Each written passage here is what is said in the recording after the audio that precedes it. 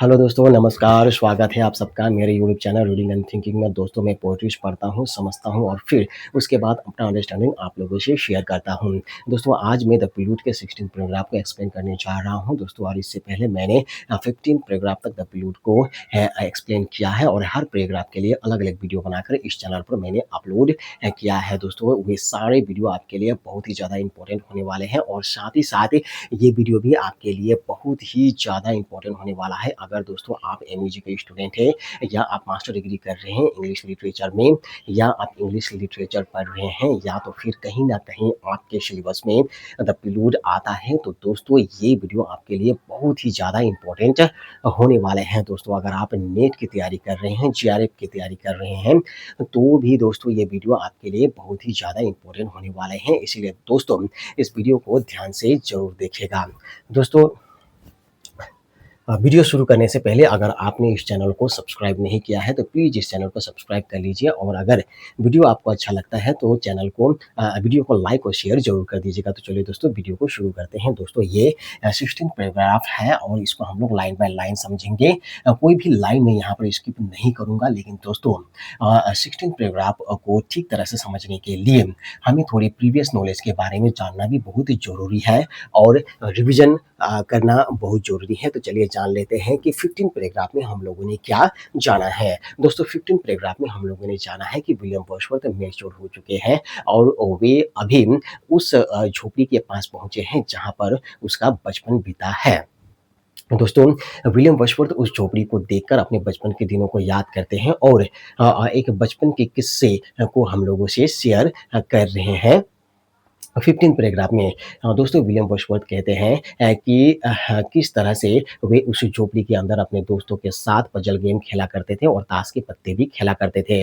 दोस्तों, वे उस झोपड़ी की सुंदरता के बारे में भी 14 पैराग्राफ में ज़िक्र किया है और साथ ही साथ उस झोपड़ी से मिलने वाली सादा सुख सुविधाओं का भी उन्होंने 15 पैराग्राफ में ज़िक्र किया है। दोस्तों, वे उस झोपड़ी के अंदर अपने दोस्तों के साथ ताश के पत्ते खेल रहे थे और कुछ दोस्तों के द्वारा चीटिंग किया जाता है और फिर उनका खेल जो है लड़ाई झगड़ा में तब्दील हो जाता है और उनका खेल बहुत ही दिलचस्प मोड़ पर पहुंच चुका था और उसी समय तेज बारिश शुरू हो जाती है और साथ ही साथ बर्फ भी पड़ने लगते हैं। उसके साथ बाहर के धरातल जो है बाहर की सतह वे उनमें दरारें पड़ने लगती हैं और फिर उनके धरातल फट जाते हैं। फिर वहाँ से अंदर से वायु जो है गरजते हुए बाहर निकलते हैं। इस तरह से उन्हें अपना खेल वहीं पर रोकना पड़ा था। दोस्तों, इन्हीं बातों का ज़िक्र करते हुए उन्होंने 15 पैराग्राफ को लिखा था। दोस्तों, अब ये 15 पैराग्राफ की संक्षिप्त जानकारी लेने के बाद चलिए आगे बढ़ते हैं 16 पैराग्राफ की ओर और जानने की कोशिश करते हैं कि 16 पैराग्राफ में विलियम वर्ड्सवर्थ ने क्या कहा है।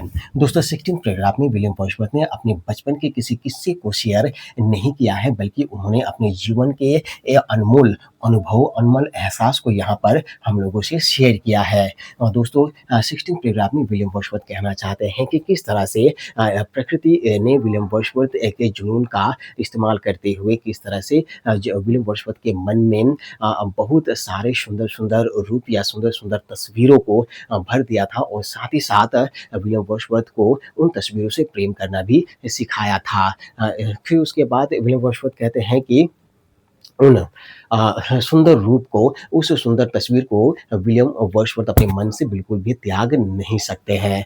फिर उसके बाद विलियम वर्ड्सवर्थ कहते हैं कि किस तरह से अन्य खुशियाँ भी विलियम वर्ड्सवर्थ के हो जाते हैं और अन्य खुशियों को भी विलियम महसूस करने लगते हैं। हर छोटी-छोटी बातों में जो खुशियाँ छिपी हुई होती हैं, वे सारी खुशियाँ अब विलियम वर्ड्सवर्थ के हिस्से में आ गए हैं। फिर उसके बाद आगे विलियम वर्ड्सवर्थ कहते हैं कि किस तरह से उन्होंने ज्ञान की गति को महसूस किया था, जो कि बहुत ही ज़्यादा पवित्र और शुद्ध ज्ञान की गति थे। तो इसके दोस्तों इन्हीं बातों का, इन्हीं अनमोल अनुभव को शेयर करते हुए उन्होंने 16 पैराग्राफ को लिखा है। दोस्तों, अब इनकी छोटी सी समरी जानने के बाद दोस्तों चलिए आगे बढ़ते हैं और देखते हैं लाइन बाय लाइन कि विलियम वर्ड्सवर्थ 16 पैराग्राफ में क्या कहना चाहते हैं। और दोस्तों, विलियम वर्ड्सवर्थ शुरू लाइन में कहते हैं कि no schedulers as I have been. Wordsworth कहते हैं शेड्यूलर्स का मतलब होता है यहाँ पर मेहनत मेहनती या परिश्रमी, तो विलियम वर्ड्सवर्थ कहते हैं कि मैं बहुत ज़्यादा मेहनत करते आ रहा हूँ, बहुत ज़्यादा मेहनत कर रहा हूँ और यह पता लगाने की कोशिश कर रहा हूँ टू ट्रेस, यह पता लगाने की कोशिश कर रहा हूँ कि how nature by extrinsic passion, बाह्य जुनून के द्वारा कैसे प्रकृति ने फर्स्ट पीपल द माइंड, मन को, लोगों के मन को भर दिया। किससे भर दिया? विथ फॉर्म्स सब्लिम और फेयर, सुंदर सुंदर रूपों से भर दिया या तो सुंदर सुंदर तस्वीरों से भर दिया है मन को। उसके बाद and made me love them, और उन सुंदर सुंदर तस्वीरों से प्रेम करना भी सिखाया है। विलियम वर्ड्सवर्थ कहना चाहते हैं कि किस तरह से लोगों के मन के जुनून का इस्तेमाल करते हुए नेचर ने सुंदर सुंदर रूप लोगों के मन के अंदर नेचर हमेशा भर देते हैं और फिर उसके बाद उस सुंदर रूप से प्रेम करना भी सिखाते हैं। प्रकृति मेरे साथ भी ऐसा ही हुआ है और मेरे अंदर भी बहुत सुंदर सुंदर रूप प्रकृति ने भर दिए हैं और उस सुंदर रूप से प्रेम करना भी प्रकृति ने सिखाया है। उसके बाद आगे विलियम वर्ड्सवर्थ कहते हैं, मे आई हियर ओमिट, क्या मैं इस सुंदर रूप को क्या मैं त्याग सकता हूँ, क्या अपने मन से निकाल सकता हूँ? विलियम वर्ड्सवर्थ कहते हैं, मैं बिल्कुल भी नहीं निकाल सकता हूँ। फिर कहते हैं, how other pleasures have been mine, कहते हैं कि कैसे अन्य खुशियाँ भी वे मेरे हो चुके हैं। विलियम वर्ड्सवर्थ कहते हैं कि अन्य खुशियाँ यानी कि जो खुशी मेरे हिस्से में नहीं थे वे भी मेरे हिस्से में आ चुके हैं। नए एहसासों को, नए जज्बातों को अब मैं महसूस करने लगा हूँ। विलियम वर्ड्सवर्थ कहते हैं, फिर कहते हैं, एंड जॉयज ऑफ सब्टलर ओरिजिन, सूक्ष्म उत्पत्ति की खुशियाँ भी अब मेरे हो गए हैं। सूक्ष्म उत्पत्ति यानी कि छोटी छोटी खुशियाँ भी अब वे मेरे हो चुके हैं। छोटी छोटी बातों में जो खुशी छिपी हुई रहती है वे सारी खुशियाँ जो है अब वे मेरे हो चुके हैं। फिर विलियम वर्ड्सवर्थ कहते हैं कि हाउ आई हैव फेल्ट, मैंने कैसे महसूस किया, नोर शेल्डम, कभी कभी की बात नहीं है बल्कि मैंने हमेशा से महसूस किया है। इवन इन द टेम्पेस्चुअस टाइम, मैंने तूफानी समय में भी महसूस किया है और हमेशा महसूस किया है। Those hallowed and pure motions of the sense, उन पवित्र और शुद्ध ज्ञान की गति को मैंने महसूस किया है। कैसे महसूस किया है? विलियम वर्ड्सवर्थ कहते हैं कि मैं बहुत परिश्रम कर रहा हूँ और यह पता लगाने की कोशिश कर रहा हूँ कि कैसे प्रकृति ने ये किया है कि मैंने ज्ञान की शुद्ध गति को मैंने महसूस किया, ज्ञान की पवित्र गति को मैंने महसूस किया और हमेशा से मैंने महसूस किया है केवल तूफानी समय में नहीं। विलियम वर्ड्सवर्थ ने फर्स्ट पैराग्राफ में बताया था कि कैसे उन्होंने तूफान का सामना किया था और तूफान का सामना करने के बाद विलियम वर्ड्सवर्थ के मन में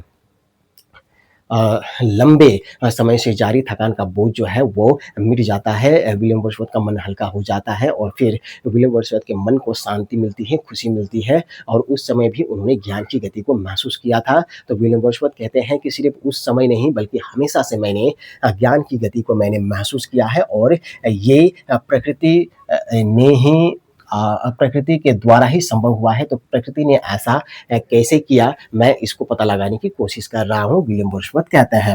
फिर विलियम वर्ड्सवर्थ कहते हैं कि which seem in their simplicity to own an intellectual charm. फिर कहते हैं कि विलियम वर्ड्सवर्थ, वो ज्ञान की गति मेरे अंदर मौजूद है और बहुत ही सरलता से मौजूद है, वो बड़े ही सादगी से मौजूद है। और उसमें सरलता है, सादगी है, सहजता है ज्ञान की गति में और साथ ही साथ ज्ञान की गति में ऐसा लग रहा है विलियम वर्ड्सवर्थ को जैसे कि इंटेलेक्चुअल चार्म यानी कि बौद्धिक खुशी भी छिपी हुई है, बौद्धिक खुशी भी वहां पर समाया हुआ है। अर्थात विलियम वर्ड्सवर्थ इंटेलेक्चुअल चार्म को भी महसूस कर रहे हैं। फिर उसके बाद वर्ड्सवर्थ कहते हैं डेट काम डिलाइट में कहते हैं बौद्धिक खुशी के बारे में कर रहे हैं, शांत आनंद जो बौद्धिक खुशी है वो कहते हैं which if I err not, अगर मैं गलत नहीं हूँ, surely must belong to those first born affinities. वो कहते हैं कि वह शांत आनंद जो कि बौद्धिक खुशी है वह हम मेरे मन के अंदर, मेरे मन में बसी हुई उस लगाव से संबंधित है जिस लगाव ने मेरे मन के अंदर सबसे पहले जन्म लिया था। फिर वर्ड्सवर्थ कहते हैं कि that fit our new existence to existing things. फिर वर्ड्सवर्थ कहते हैं कि हमारे नए अस्तित्व को पुराने अस्तित्व के साथ जो है जोड़ता है, यानी कि मेरे मन के अंदर बसी हुई जो शांत आनंद है या बौद्धिक खुशी है, उसी खुशी ने ही हम मेरे पुराने अस्तित्व को नए अस्तित्व के साथ जोड़ा है। यहाँ पर न्यू एक्सिस्टेंट से विलियम वर्ड्सवर्थ का तात्पर्य है नए विचारों, नए अनुभवों और नए एहसासों से है, जो विलियम वर्ड्सवर्थ के मन में मौजूद है। फिर उसके बाद विलियम वर्ड्सवर्थ कहते हैं पहले से विलियम वर्ड्सवर्थ के मन में नए विचारों, नए भावनाओं और नए अनुभव मौजूद है। पुरानी अनुभव मौजूद है, उस पुराने विचारों, भावनाओं और अनुभवों के बारे में बात करें विलियम वर्ड्सवर्थ। फिर उसके बाद कहते हैं and in our dawn of being, मतलब अस्तित्व का सुबह, यानी कि जब हमारे मन में नए-नए एहसास आते हैं, नई खुशियाँ आती है या नए अस्तित्व हमारे मन में जब आते हैं, तो विलियम वर्ड्सवर्थ कहते हैं कि वह शांत खुशी ही है, काम डिलाइट ही है या इंटेलेक्चुअल चार्म ही है, जो मेरे मन में जीवन और खुशी के बीच में एकता के बंधन को स्थापित करते हैं या जीवन और खुशी के बीच में एकता के बंधन का निर्माण करता है। दोस्तों, यहीं पर विलियम वर्ड्सवर्थ जो है 16 पैराग्राफ को कंक्लूड करते हैं और उम्मीद है आपको जो है ये 16 पैराग्राफ समझ में आया होगा। दोस्तों, अगर आपको 16 पैराग्राफ समझने में कहीं पर भी कोई दिक्कत हो, किसी लाइन में अगर आपको कुछ समझ में नहीं आया हो, तो दोस्तों आप कमेंट करके मुझसे पूछ सकते हैं। दोस्तों, आपका कमेंट का मुझे इंतजार रहेगा दोस्तों। और नेक्स्ट हम लोग 17 पैराग्राफ की व्याख्या लेकर के मैं फिर नेक्स्ट वीडियो में आपसे मिलूंगा। तब तक के लिए गुड बाय दोस्तों।